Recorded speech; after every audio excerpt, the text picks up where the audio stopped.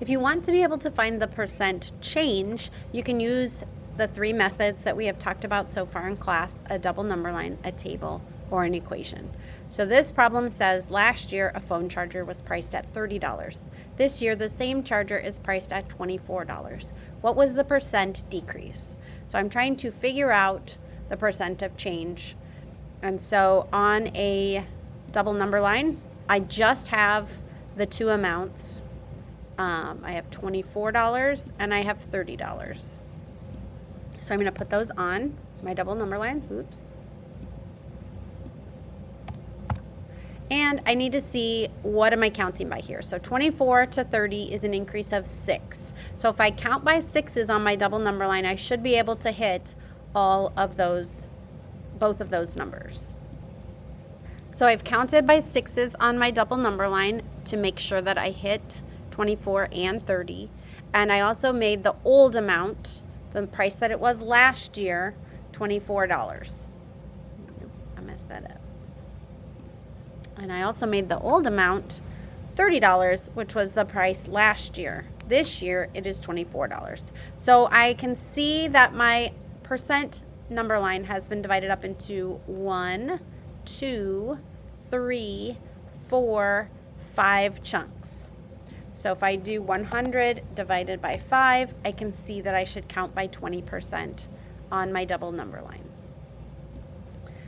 So this year's price is $24. If I look at what percent lines up with $24, it is 80%. That's not the percent decrease though. I need to see how far did I decrease going from 100% to 80%. So that would be a 20% decrease. If I want to do this with a table, I have 100%, but I don't know the new percent. That's what I'm trying to figure out. So I'm going to put in my last year's amount, $30, my this year's amount, $24.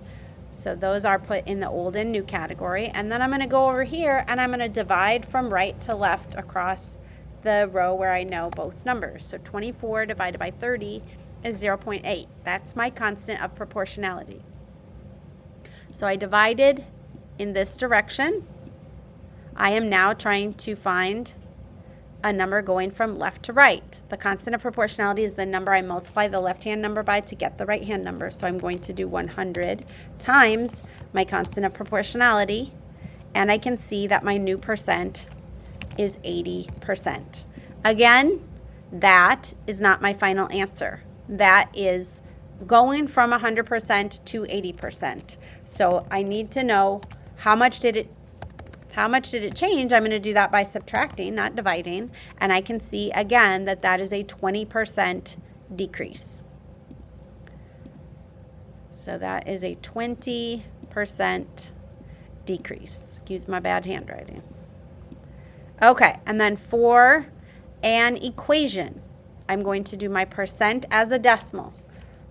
I don't know my percent as a decimal, so I'm going to put P for standing in for something I don't know. I'm going to do that times the old amount, which is 30, and that needs to equal the new amount, which is 24.